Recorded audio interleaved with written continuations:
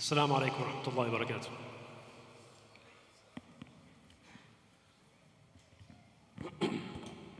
الله أكبر الله أكبر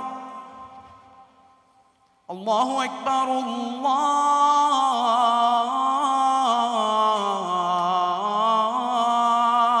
أكبر.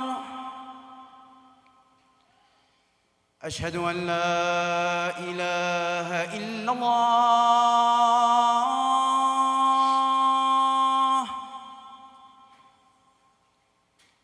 أشهد أن لا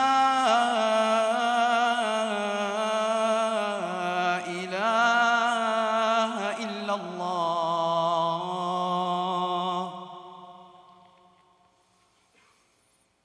أشهد أن محمدًا رسول الله.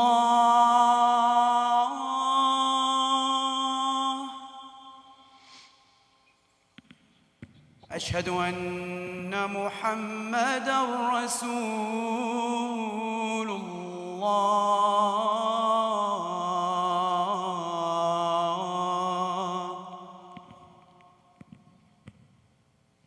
حي على الصلاة.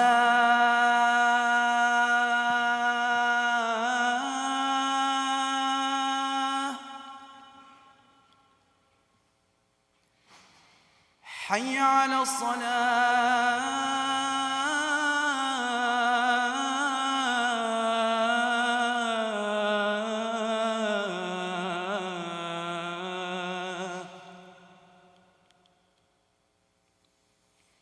حي على الفلاح.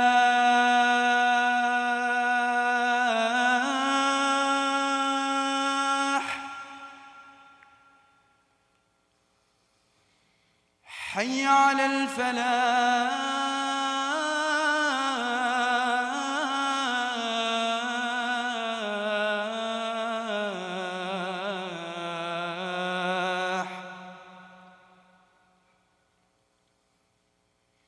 الله أكبر الله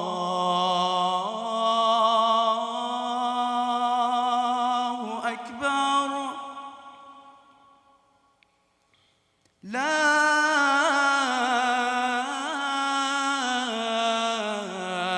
إله إلا الله.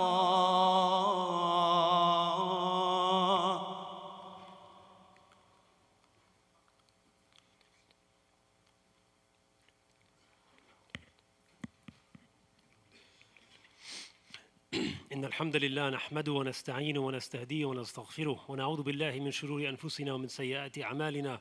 من يهدي الله فلا مضل له ومن يضلل فلا هادي له، ونشهد أن لا إله إلا الله وحده لا شريك له، ونشهد أن محمدًا عبده ورسوله. قال الله تعالى في كتابه الكريم بعد أن أعوذ بالله من الشيطان الرجيم: يا أيها الذين آمنوا ما لكم إذا قيل لكم انفروا في سبيل الله اثاقلتم إلى الأرض أرضيتم بالحياة الدنيا من الآخرة فما متاع الحياة الدنيا في الآخرة إلا قليل. Allah subhanahu wa ta'ala says in Surah At-Tawbah, O you who believe, what is with you? Actually, what is the matter with you? What is wrong with us? Allah subhanahu wa ta'ala is asking you and I, O you who believe, what is wrong with you? When it is said to you, go forth in the way of Allah subhanahu wa ta'ala. When it's said to us, it's time to take an action in the way of Allah subhanahu wa ta'ala, إِثَّاقَلْتُمْ إِلَى الْأَرْضِ. You drag down to the earth. We drag down. I rush to get a strong career. I rush to a marriage that I want. I rush to a good business decision. But when it comes to the obedience of Allah subhanahu wa ta'ala, when it comes to really rolling up my sleeves and working for the sake of Allah, إِثَّاقَلْتُمْ إِلَى الْأَرْضِ. I suddenly drag down. I'll do it later. I'll do it tomorrow. I'm busy now. أَرَضِيتُمْ بِالْحَيَاةِ الدُّنْيَا. Are you satisfied with the pleasures of this world over what you can have in the akhirah? Because you should know, and this is Allah subhanahu wa ta'ala speaking to us, فَمَا مَتَاعُ الْحَيَاةِ الدُّنْيَا فِي الْآخِرَةِ إِلَّا قَلِيلٌ. The pleasures of this world compared to the hereafter are very little. So if I rush for a pleasure in this world, and when it comes to working for the sake of Allah subhanahu wa ta'ala, I'll slow down. I should know what I'm rushing for is very little compared to what I can gain. Alhamdulillah, recently Allah subhanahu wa ta'ala, I was blessed to receive an invite from Allah subhanahu wa ta'ala to perform a umrah. And before going to Mecca, we visited Medina.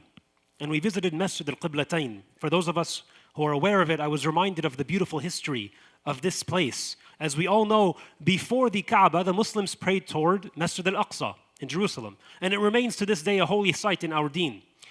When he was in Mecca, the Prophet ﷺ would pray to Aqsa, but would actually put the Kaaba between himself, between Aqsa and himself.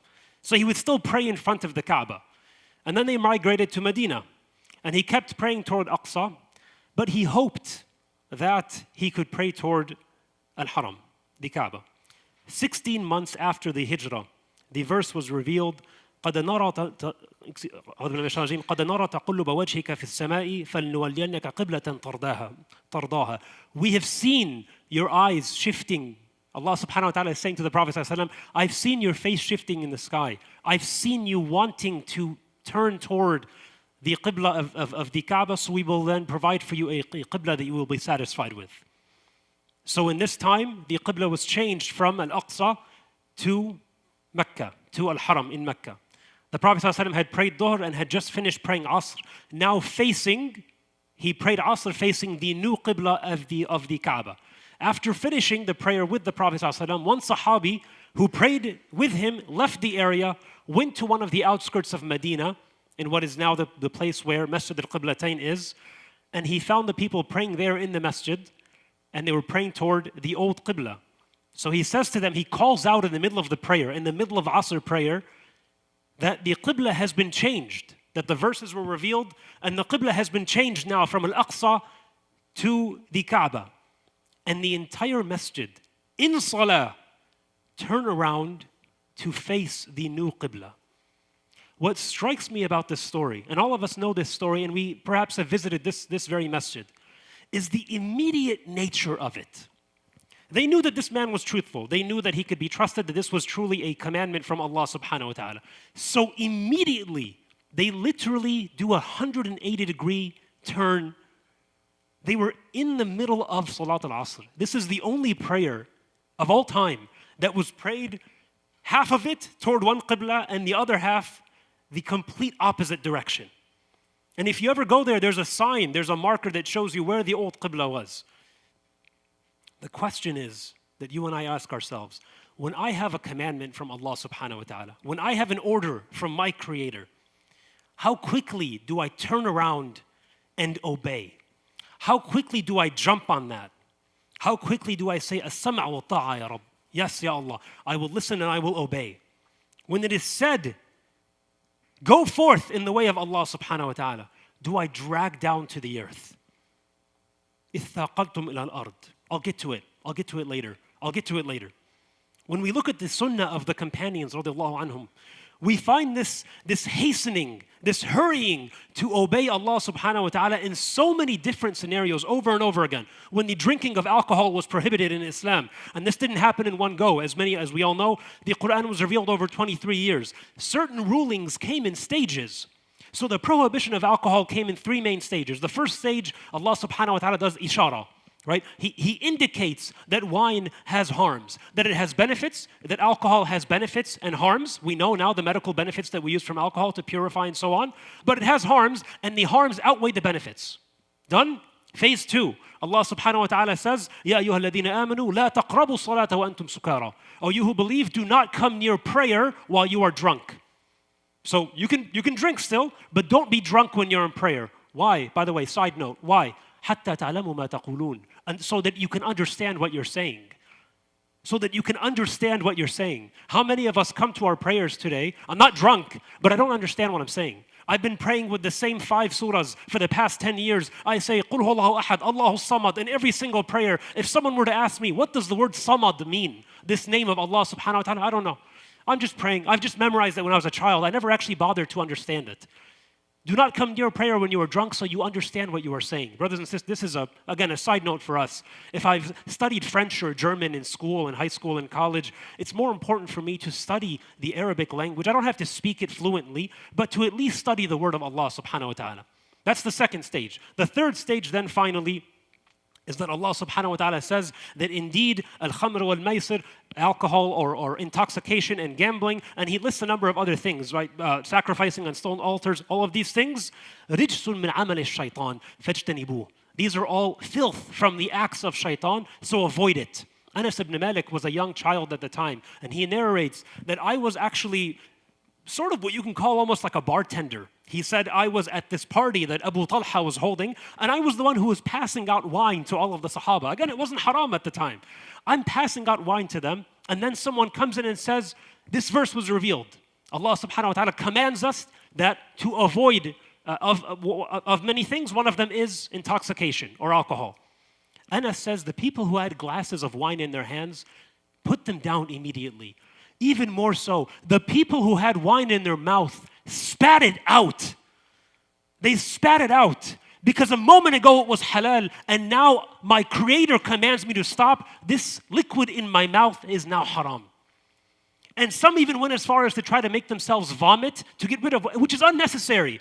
But this was how keen they were to follow the word of Allah subhanahu wa ta'ala. And he narrates that there were rivers of wine in the streets of Medina. People would pour out barrels of wine that they had. When the verses of hijab were revealed, Safiya bint Shayba narrates that when these verses were revealed, وَلْيَضْرِبْنَ بِخُمُرِهِنَّ عَلَى جُيُوبِهِنَّ, to wrap a portion of their head covers over their chest, because many of the women already at the time would cover part of their head. But now it was cover the full part and then also cover your cleavage here. Some women were not home when they heard that this verse was revealed. They were visiting a friend. They would find any sort of fabric. Now I need to get home. They could have just said, once I get home, I'll find a hijab and I'll put it. No. Immediately, my Creator tells me something, immediately I will jump on it. They would tear off fabric from whatever they could find, curtains or whatever it is. They would tear off anything just to put it over themselves so they can go home on their way home. And this is narrated in Bukhari. This is the generation of Sahaba, brothers and sisters, that changed the world, not because they were many, not because they were powerful in numbers or weaponry, but because they looked at this book that we have as a word of Allah. It was their Creator commanding them to do what they need to do. Where am I in this? Where are we in this? What am I waiting for to change myself? Al-shaytan yajurru al-insan bi-kalimat sawfa. Satan drags mankind with the word sawfa. I will. I'll get to it. Oh, I will. This will change. Just not now. Abdullah ibn Rawaha. There's a story, and I really want us to listen to this again and compare to our lives. Abdullah is walking in Medina toward the Masjid al-Nabawi on a Jum'ah. And the Prophet ﷺ is giving the khutbah. And he's not in the masjid yet. Abdullah is outside of the masjid. It is a hot and sunny day. And he's about to reach the masjid when he hears the Prophet ﷺ say, Ayyuhan nas ijlisu, O people, sit down. We're about to start, sit down. So what did he do? He sat down. He wasn't inside yet. He's still outside in the hot sun. He sat down. He listens to the khutbah outside. They pray. He's outside. And then the Sahaba come out and say, what are you doing? Why didn't you just come in? Like, yes, he said sit down, but you could have walked in and sat down. Listen to his response. He says, سمعت رسول الله يقول اجلسوا فما استطعت إلا أن أجلس. I heard the Messenger of Allah say, sit down. I could not help myself. I wasn't able to do anything else but to sit down. That's it. It's a commandment from the Messenger of Allah, meaning it is a commandment from Allah subhanahu wa ta'ala. I can't help. My body won't let me do anything else. And when the Prophet ﷺ heard this, he said, Ya ibn Rawaha, زادك الله حرصا على طاعية الله وطاعية الرسول. May Allah subhanahu wa ta'ala increase you in how you protect, how you obey Allah subhanahu wa ta'ala and His Messenger. We ask Allah subhanahu wa ta'ala to guide us and to increase us in His immediate obedience. Allahumma ameen. أقول قولي هذا واستغفر الله لي ولكم فاستغفروه إنه هو الغفور الرحيم.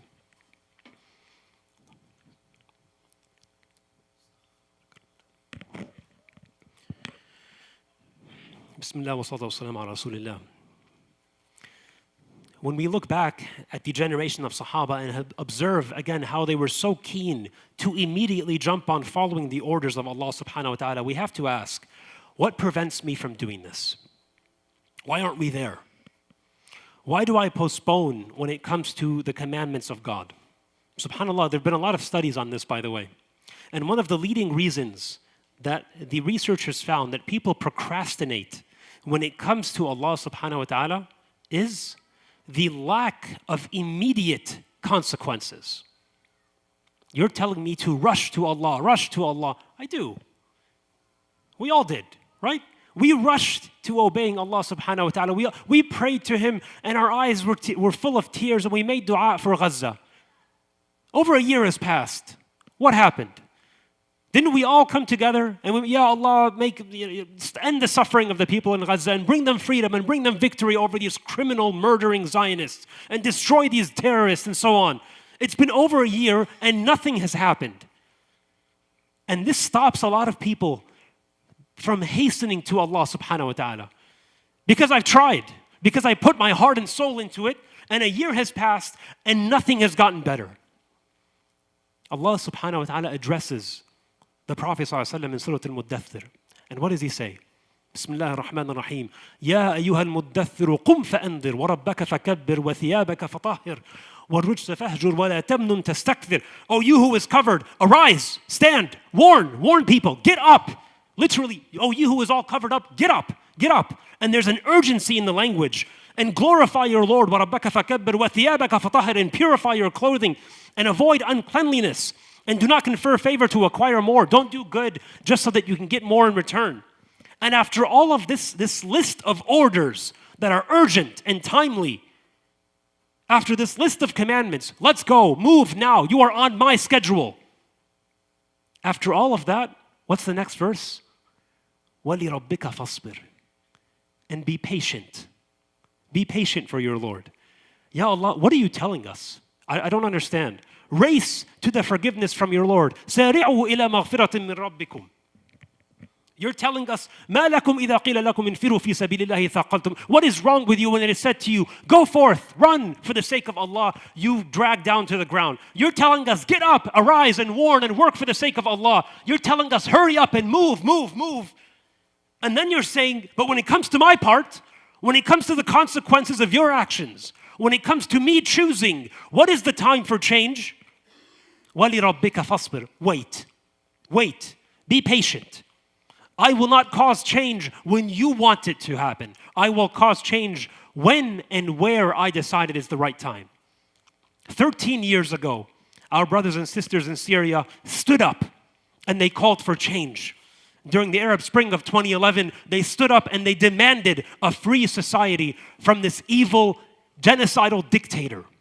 13 years of suffering and torture and kidnapping and living in dungeons. And if any of us have seen the videos of the prisoners coming out of the dungeons, some of them are asking, has Hafiz al-Assad fallen?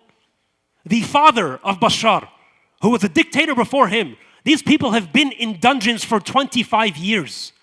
Some of them have been in dungeons for over 40 years. Longer than I've been alive. They've been cut off from the world. This is the level of evil and filth that this regime has reached. May Allah subhanahu wa ta'ala destroy them in this world and put them in an everlasting hellfire in the hereafter. And have us see that. Have us watch that for all the families and the loved ones that we and our brothers and sisters have lost there. And as we are praying for Gaza, Allah subhanahu wa ta'ala says, I will bring victory, Nasr, from somewhere else. Is this a full victory? Of course not. There are still many challenges. And of course, as we all saw, the Zionist terrorist regime immediately jumps on the opportunity and does a land grab in Syria and starts attacking. There are still many challenges ahead. And but it is a step in the right direction, alhamdulillah.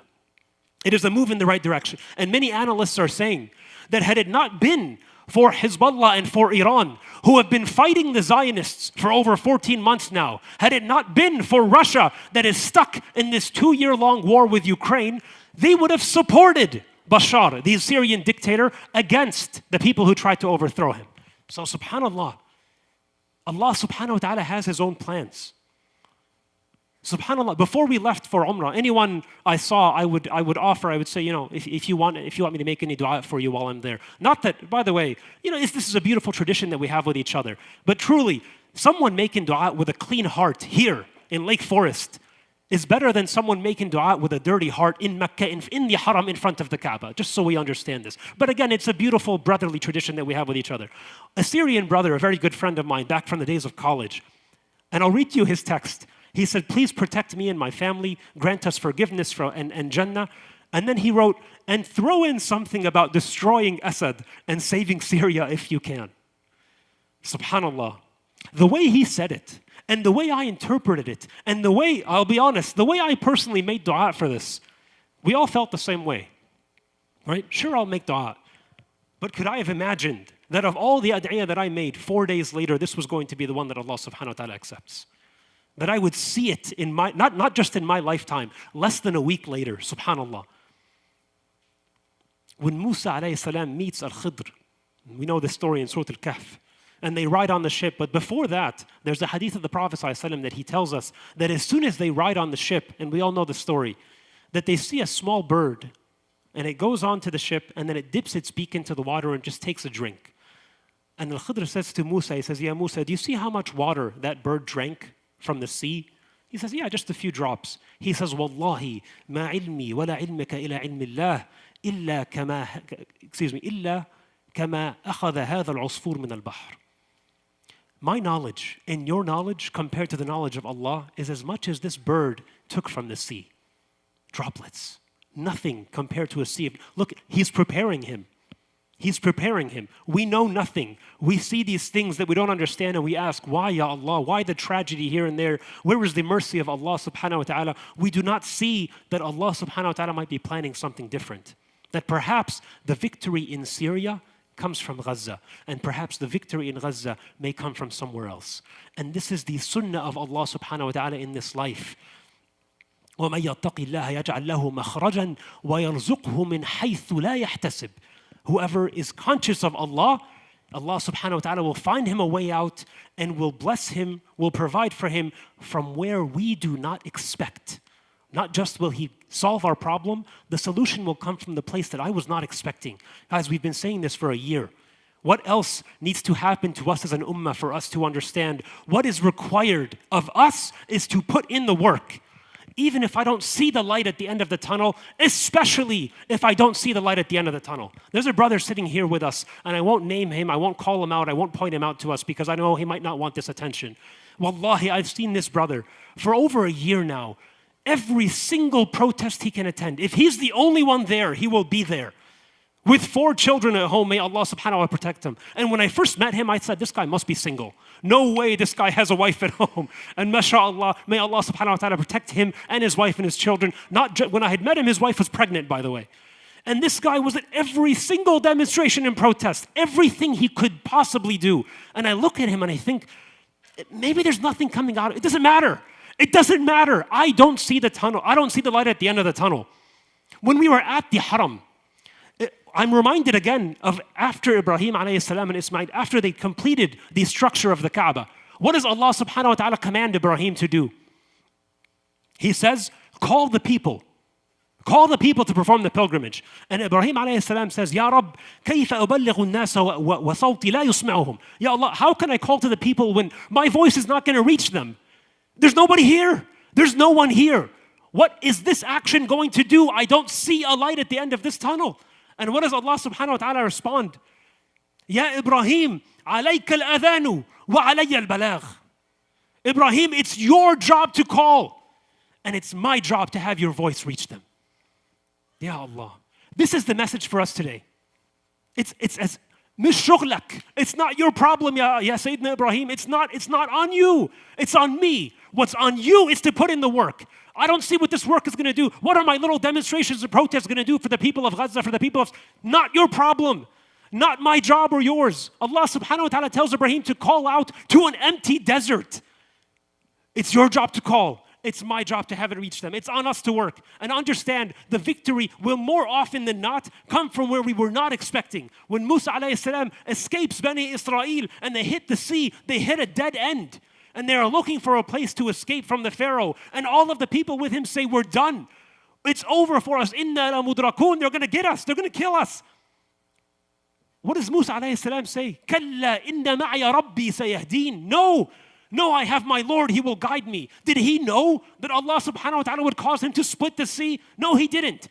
He didn't have a plan. Because the verse after that, Allah subhanahu wa ta'ala says, فَأَوْحَيْنَا إِلَى مُوسَى أَنْ أَضْرِبْ بِعَصَاكَ الْبَحْرِ. It was only afterwards that Allah subhanahu wa ta'ala revealed to him, hit the sea with your staff and it will strike open. So what made him so confident? Faith in Allah subhanahu wa ta'ala. It's not my job to know the end. What's fascinating is that when we lose hope, brothers and sisters, the ones who are going through the suffering are not losing hope. Over a decade ago when this conflict started, over 10 million refugees had to leave Syria. Where did they go? They went to Egypt, they went to Jordan, they went to wherever they could. Many of them actually came here. And we were crying, saying Syria is being dismantled. Do you know what the refugees were doing? The Syrian people, wallahi, may Allah subhanahu wa ta'ala protect them. They are something else. The Syrian people are something else. They got to work. You speak to anyone living in Egypt now, they say, we don't eat Egyptian food anymore. We eat Syrian food. Because the refugees who came opened up the best restaurants in Egypt. You talk, on Wednesday, the German Interior Minister, Nancy Faeser, because there are some racists in Germany who are saying, oh, now that Syria is open, how about all those refugees go away now? All the Syrian refugees leave Germany and go back to Syria. The minister of the Interior Minister says, and I quote, the return of Syrian refugees could have serious consequences for Germany's healthcare sector. Entire areas in the healthcare sector would disappear if all Syrians working here were to leave our country now. We have more than 6,000 Syrian doctors employed in Germany, and they are indispensable to providing care.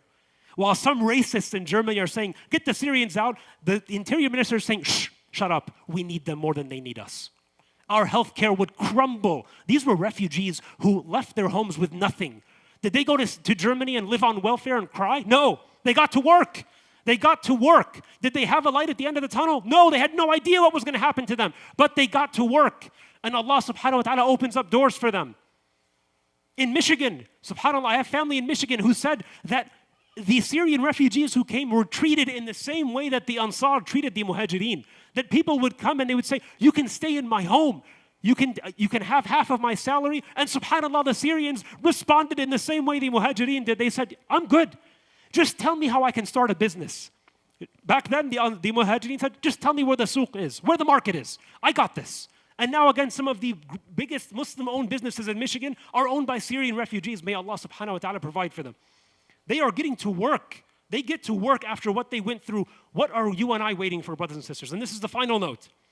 Many of us have this victimhood mindset that we are oppressed in Muslim countries and right here at home. There's nothing in our hands to do. We're so weak. We're so vulnerable. There are such large powers plotting against us. And Allah subhanahu wa ta'ala says what in the Quran? وَإِن تَصْبِرُوا وَتَتَّقُوا لَا يَضُرُّكُمْ كَيْدُهُمْ شَيْئًا. If you are patient and you are conscious of Allah, yes, they do plot against you, but their plotting will not harm you at all. Yes, there are people plotting against the ummah, but don't let that make us feel helpless. They cannot hurt us as long as we are patient and as long as we are God conscious. And Allah subhanahu wa ta'ala tells us in Surah Al-Mudaththir, كُلُّ نَفْسٍ بِمَا كَسَبَتْ رَهِينَ. Every soul is held hostage for what it has earned. I'm responsible for what I can do with my hands. It's what I did or I did not do. It's not the situation, it's not the oppression, it's not the world powers, it's what's in my hands.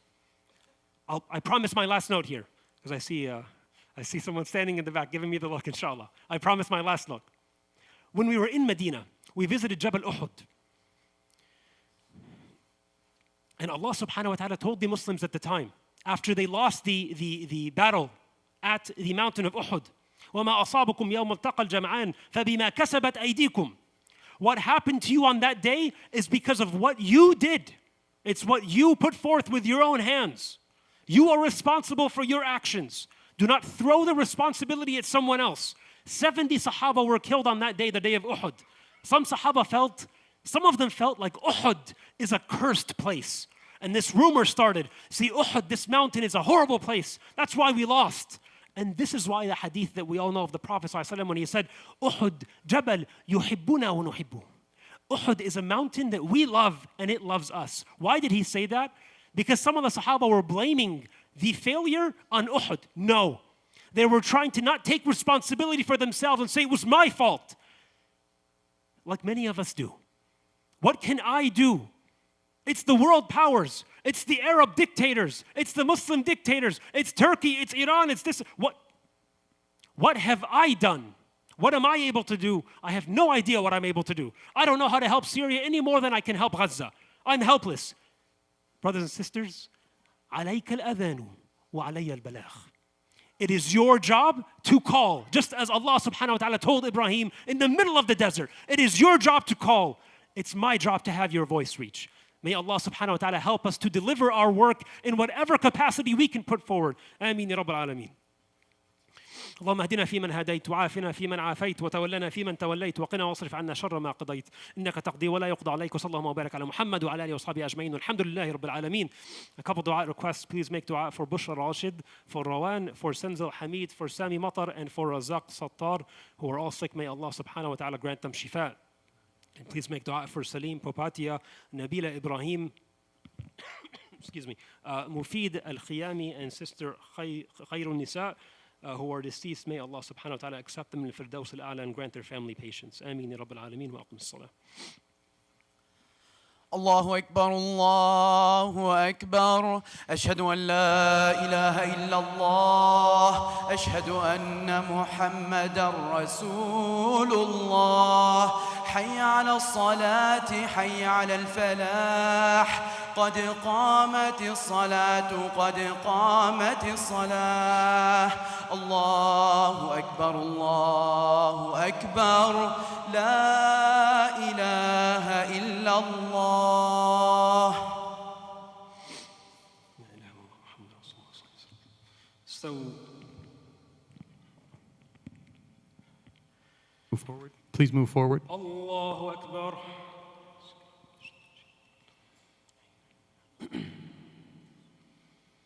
الحمد لله رب العالمين الرحمن الرحيم مالك يوم الدين إياك نعبد وإياك نستعين اهدنا الصراط المستقيم صراط الذين أنعمت عليهم غير المغضوب عليهم ولا الضالين.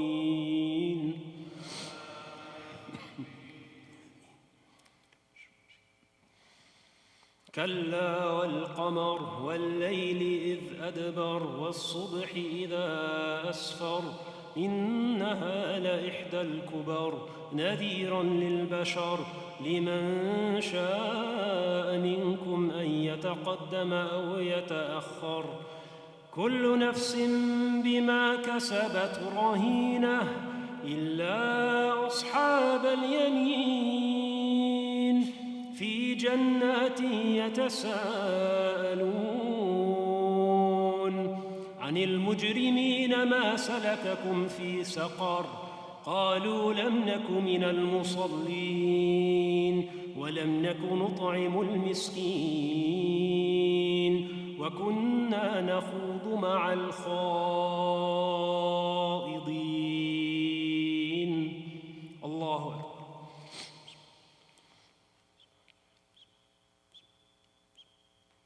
سمع الله لمن حمده. الله أكبر.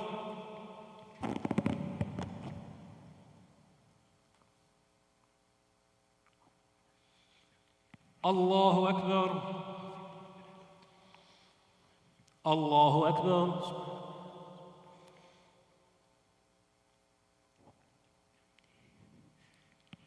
الله أكبر.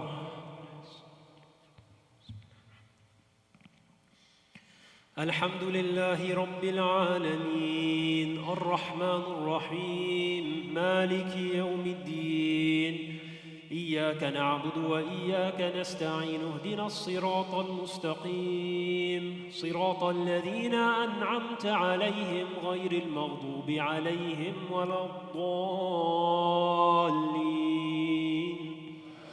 آمين.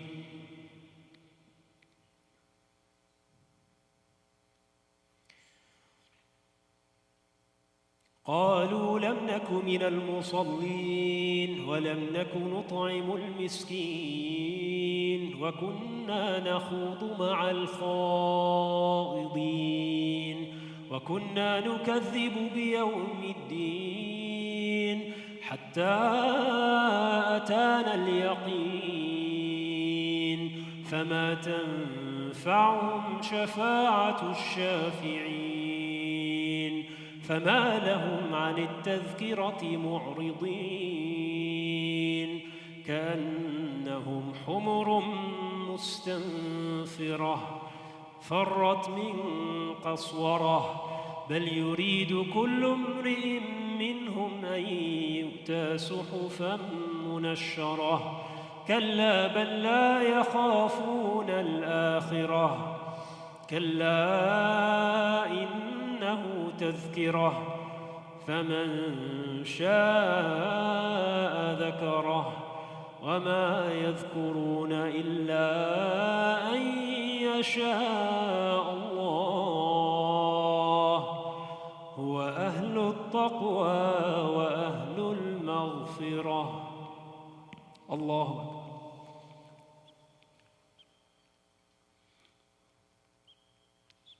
سمع الله لمن حمده الله أكبر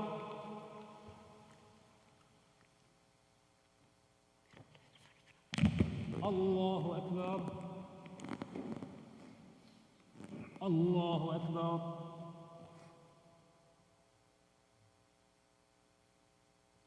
الله أكبر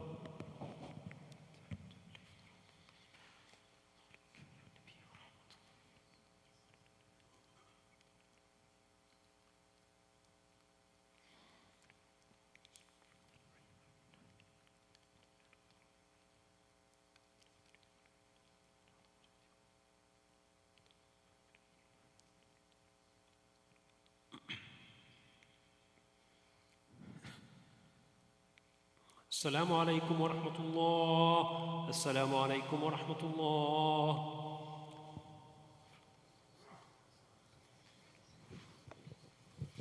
Bismillah ar-Rahman ar-Rahim. I know we're all excited about the opening of the cafe. We certainly welcome all of you to enjoy the wonderful food and drinks that they have. Please be patient. We obviously expect very large crowds after Jummah. So as you patronize the coffee shop and grill, please be patient, and thank you very much for that. We have a program tonight for our preteens. If you have not registered for that, you can do so at our website. Have a wonderful weekend, everybody. Welcome to Rahma Center.